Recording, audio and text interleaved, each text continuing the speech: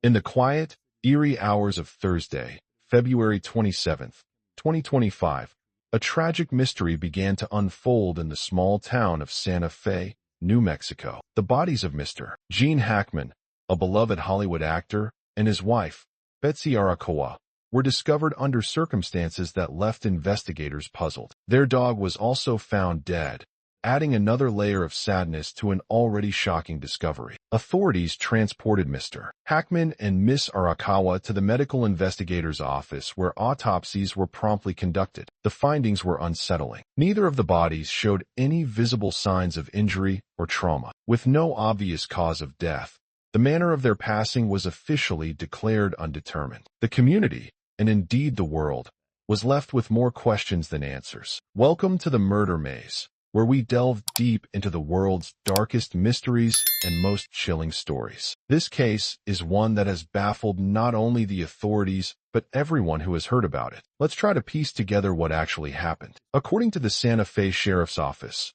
final autopsy results and toxicology reports could take weeks to be completed. Until then, the cause of death remains a grim puzzle. But there is one clue that investigators are particularly interested in: Mr. Hackman's pacemaker. During a press conference held on Friday, the sheriff provided insight into what could potentially become the most significant piece of evidence in this case. Hackman's pacemaker, which was designed to monitor and record heart activity, had registered its last event on February 17, 2025, a full 9 days before the bodies were discovered. The fact that the pacemaker did not transmit any alerts or signals to anyone outside of the household is both troubling and confusing. This piece of technology, which should have been a reliable lifeline, was silent. And with its silence comes more suspicion and mystery. Law enforcement officials obtained a search warrant to enter the residence of Mr. Hackman and Miss Arakawa. The items seized during the search were listed in a report that has now become part of the official investigation. These items included 2 green cell phones, various medications for thyroid problems and high blood pressure,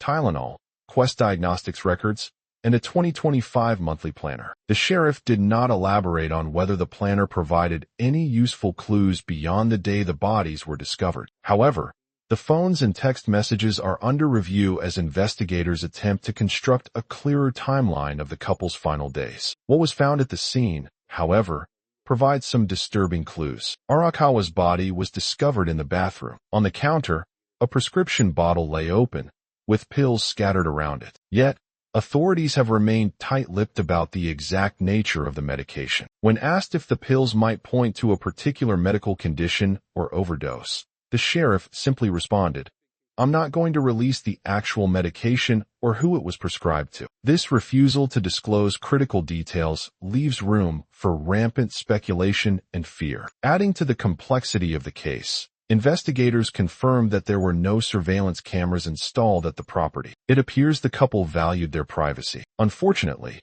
this preference has made the investigation even more challenging. The grief surrounding the deaths of Mr. Hackman and Miss Arakawa is palpable. Statements released by Hackman's 2 daughters, Leslie and Elizabeth, along with his granddaughter Annie, express their profound sadness. They describe Hackman as a beloved father and grandfather who will be dearly missed. Meanwhile, Hackman's son, Christopher, has chosen to remain silent during this period of mourning. His father's passing has clearly left a deep wound. Hackman had 3 children from his first marriage to Faye Maltese. Their marriage lasted from 1956 until their divorce in 1986. Maltese passed away in 2017. Hackman's relationship with Betsy Arakawa, however, was different. They had been married since 1991 after meeting while she was working at a fitness center. Arakawa, a classical pianist, had been a devoted wife and caregiver to Hackman in his later years. Reports from the scene suggest that the couple's bodies were already decomposed by the time they were discovered. What makes this even more unsettling is that Arakawa's hands and feet displayed signs of mummification,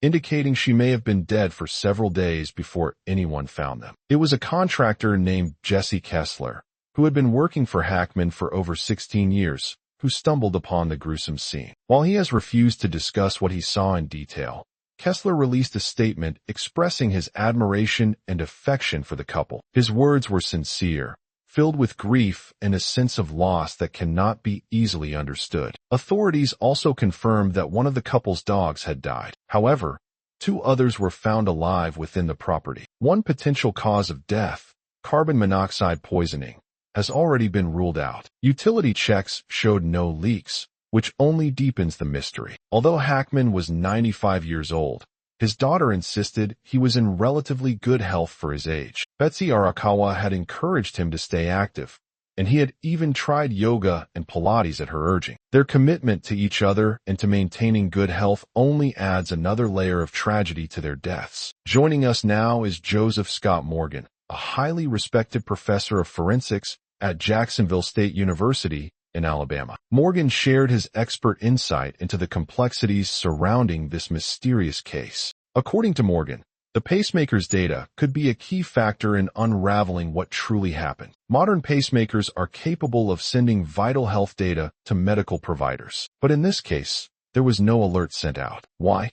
Theories range from a simple technological failure to something far more disturbing. Morgan also explained that the autopsy process itself would be complicated by the advanced state of decomposition. Tissue samples must be analyzed under a microscope, and toxicology tests could take anywhere from 2 weeks to 7 months to complete. The waiting period only adds to the agony felt by the family and friends of the deceased. It's worth noting that tests for carbon monoxide poisoning are different from standard toxicology screenings. Signs of carbon monoxide exposure are usually visible during an autopsy, but those signs were not found in this case. The difference in decomposition between the 2 bodies presents yet another mystery. Arakawa's body was found in the bathroom, a location that could potentially accelerate mummification due to dry air. Meanwhile, Hackman's body was discovered in a mudroom, possibly exposed to entirely different environmental factors. The position of Hackman's body also raises questions. He was found fully clothed, with his cane, slippers, and sunglasses nearby. Was he trying to leave the house, or perhaps seeking help when he collapsed? The only medications found at the scene were primarily used to manage chronic conditions. None of them, it seems, would explain the sudden and simultaneous deaths of both individuals. What really happened to Gene Hackman and Betsy Arakawa?